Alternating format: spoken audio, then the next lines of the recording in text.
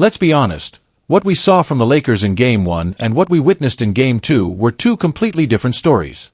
In the opening game, the Lakers looked slow, overwhelmed, and physically outmatched. They got bullied on both ends of the floor. Fans were disappointed. Critics started questioning the team's ability to compete. And the Timberwolves? They looked like they had total control of the series. But then came Game 2. From the opening tip, something felt different. You could see it in the way the Lakers moved. You could feel it in their energy. This wasn't just a team looking to compete. This was a team out to make a statement.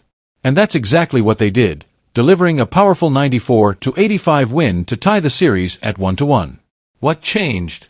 According to Luka Doncic, not much, at least not on paper. In his post-game interview, Luka said, "We didn't change much. It was just a matter of being more physical. And this time, we were locked in for all 48 minutes." That quote tells us everything we need to know. The Lakers didn't come back with a brand new strategy. They didn't tear up the playbook or reinvent the wheel.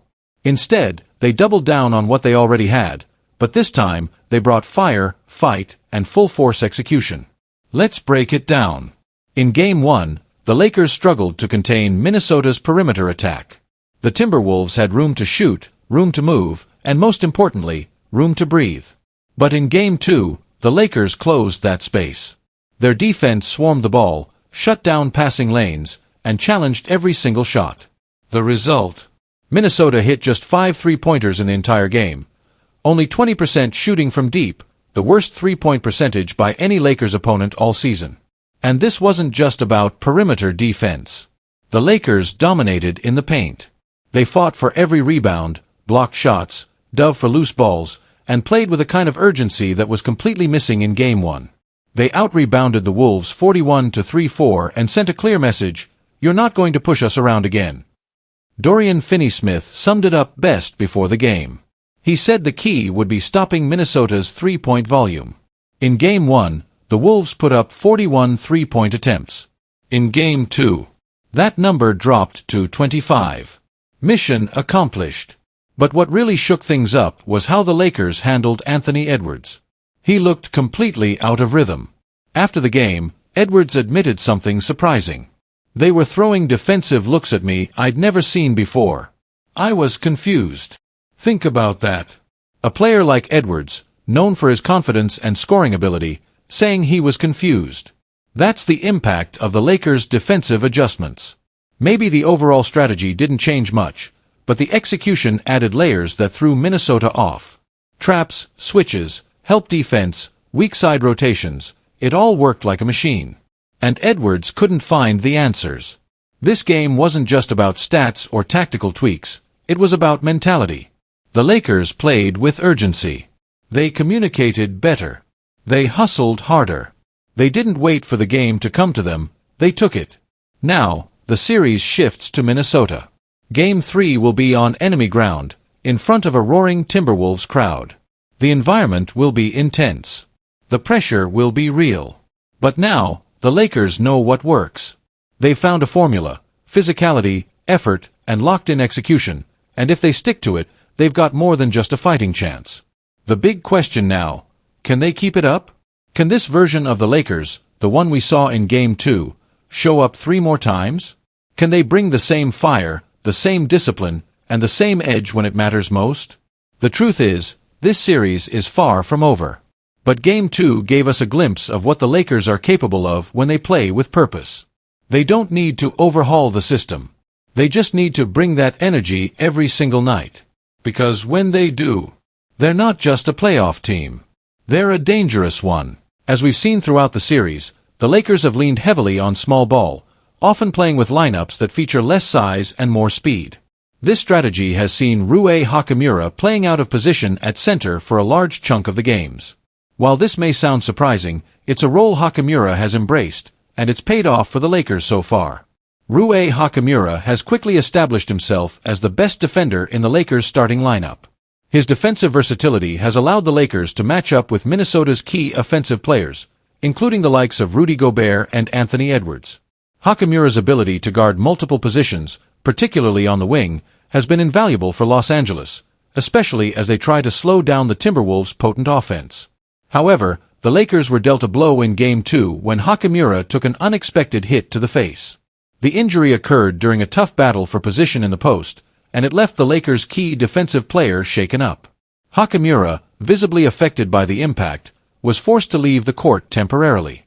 Despite the blow, he made his way back onto the floor, though it was clear that he was still rattled by the injury. His performance following the incident was understandably affected, but his grit and determination to continue playing are a testament to his commitment to the team and his toughness.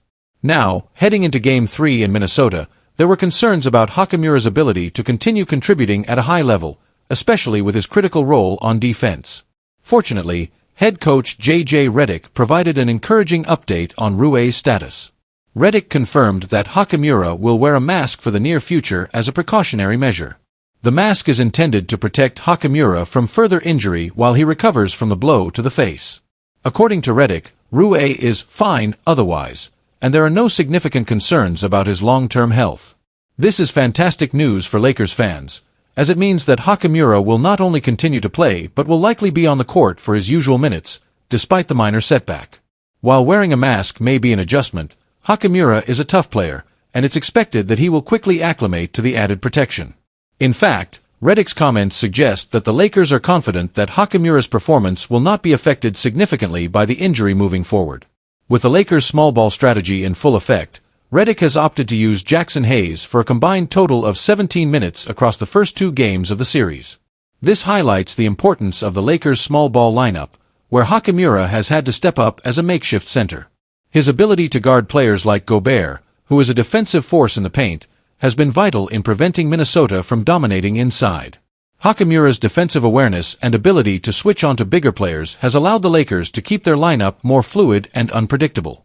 However, Hachimura's role isn't limited to just guarding the paint and battling big men. One of the most important aspects of his game has been his ability to guard Anthony Edwards, one of the Timberwolves' most explosive players. Edwards has the ability to score in a variety of ways, and his athleticism makes him a nightmare for opposing defenses. But Hachimura has done a fantastic job of staying in front of Edwards, contesting shots, and limiting his opportunities to take over games. This has been one of the most important elements of the Lakers' defensive scheme, as Edwards is capable of putting up huge scoring numbers if left unchecked. While Hachimura's defense has been invaluable, the Lakers' offense has been more dependent on their star players, such as Luka Doncic, LeBron James, and Austin Reeves. Doncic, in particular, has been a game-changer for the Lakers since his acquisition, providing scoring, playmaking, and leadership on the court. LeBron James continues to be the cornerstone of the team, with his all-around performance and ability to lead by example. Austin Reeves has also stepped up, contributing offensively and becoming a reliable secondary scorer for Los Angeles. With these 3 players leading the charge, the Lakers have been able to stay competitive in what has been a tough matchup against the Timberwolves. However, despite the star power, the Lakers have struggled offensively in the early games of the series. Both games have seen the Lakers score just 95 points, which is far below their typical offensive output. For Los Angeles to be successful in this series, they will need to increase their offensive efficiency and find ways to generate easier shots. Hachimura can be a part of this solution, especially when it comes to scoring in transition. His ability to get deflections on defense and trigger fast breaks could provide the Lakers with the easy baskets they've been lacking. Quick, high-percentage shots in transition are something the Lakers will need to prioritize in order to boost their scoring. Getting easier looks at the rim will also be a crucial factor. The Lakers have been able to take advantage of mismatches, and Hachimura's presence on the defensive end has allowed them to do so. As the Lakers continue to target Rudy Gobert on switches, they will need to be mindful of exploiting his defensive limitations, despite his status as a 4-time Defensive Player of the Year. It's a rare challenge to go after Gobert, but the Lakers have done so with success in certain matchups, and they will need to continue using their quickness and basketball IQ to generate points. But perhaps one of the most intriguing storylines in this series is the role that Rui Hachimura plays in the Lakers' overall strategy. It's easy to see why the Lakers have been so hesitant to trade him in the past. Hachimura is a vital piece of the puzzle, providing both offensive spacing with his shooting and crucial defense against some of the league's best players. His ability to guard multiple positions and switch seamlessly on defense makes him an essential part of the Lakers' defensive schemes. In this series, it's clear that his impact is being felt more on the defensive end than on offense, and that's perfectly fine for the Lakers. With their star players handling the bulk of the scoring, Hachimura's defensive contributions are more valuable than ever. However, as the series progresses, the Lakers will need more help on offense. Luka Doncic and LeBron James can only do so much, and while Austin Reeves has been great, the team needs other role players to step up. The Lakers' offense has struggled to find consistency in the first 2 games, and they'll need to figure out how to generate more points to keep pace with the Timberwolves. With Hachimura continuing to play his role, especially on defense, the hope is that the rest of the team will be able to find their rhythm and start putting up more points on the board. In conclusion, Hachimura's health will be a key factor in the Lakers' playoff run. Thankfully, it appears that he will be ready to go for Game 3 in Minnesota, wearing a mask as a precaution but otherwise fully capable of playing his usual role. His defense will continue to be critical in slowing down the Timberwolves, and his contributions on offense, though secondary, will also play a role in helping the Lakers win this series.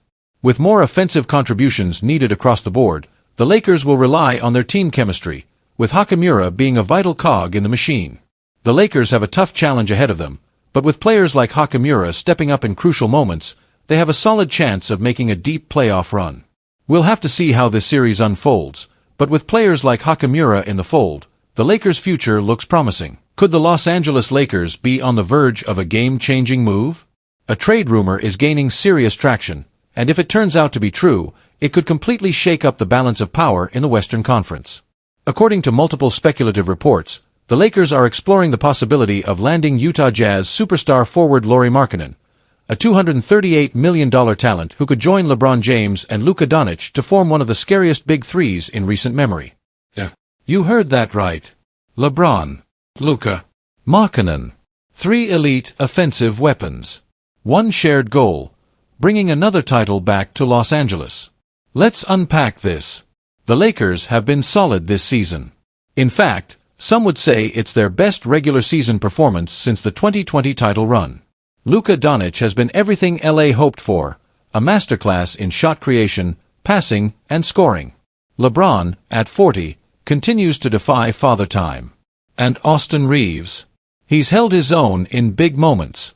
But beyond those names, the depth just hasn't been enough. Game 2 of the playoffs said it all. Luka and LeBron combined for over 50 points. Reeves added some support. But the bench? Pretty quiet. Gabe Vincent had 6. Dorian Finney-Smith, who played nearly 40 minutes, finished with just 7. That's not going to cut it in a 7-game series against elite competition. This is exactly why the front office, led by GM Rob Pelinka, may be ready to go all in. And Lauri Markkanen could be the answer. Markkanen, a 7-foot sharpshooter from Finland, is the kind of player that doesn't come around often. He's just 27, entering his prime, and he's already shown he can carry an offense. During the 2022-23 season, he averaged over 25 points per game and was named an All-Star. He can shoot the lights out from deep, a career 37.1% three-point shooter, and he brings size, versatility, and mobility. He's lethal in pick-and-pop sets. He can finish around the rim. And he can hold his own defensively on both forward spots. Put him on the floor next to Luka and LeBron, and suddenly you've got a team that can stretch the floor in every direction. So, what would a trade like this cost the Lakers? Here's one of the more realistic scenarios floating around. The Lakers would send out Rui Hachimura, Maxi Kleber, Jared Vanderbilt, Dalton Knecht, the number 17 overall pick, and a future first-round draft pick to the Utah Jazz in exchange for Lauri Markkanen. That's a lot of assets going out, no doubt. But think about what's coming back, a proven scorer who perfectly complements the 2 superstars already on the roster. And for Utah, it makes sense too. The Jazz are in full rebuild mode. They're not in win-now territory. Moving Markkanen while his value is sky-high gives them more flexibility for the future. They get a promising rookie in Knecht, expiring contracts, and valuable draft picks. It's the kind of move that helps a franchise hit the reset button the right way. Now, let's talk fit. Markkanen thrives when he doesn't have to carry the entire offense, which is exactly what would happen in LA. He'd get cleaner looks, open threes, and easier cuts to the basket playing off Luka's wizardry and LeBron's gravity. Need floor spacing? Check. Need rebounding and transition offense? Check. Need another late-game shot maker? Check. Of course, this deal is still in the rumor stage. No official confirmation. No front office leaks. But the buzz is getting louder. And in the NBA, when there's smoke, there's often fire. So here's the big question for Lakers Nation. Should Rob Pelinka pull the trigger? Does Lauri Markkanen turn this team into the favorite in the West? Or is the asking price just too steep? Let us know your thoughts down in the comments. Would you make this trade?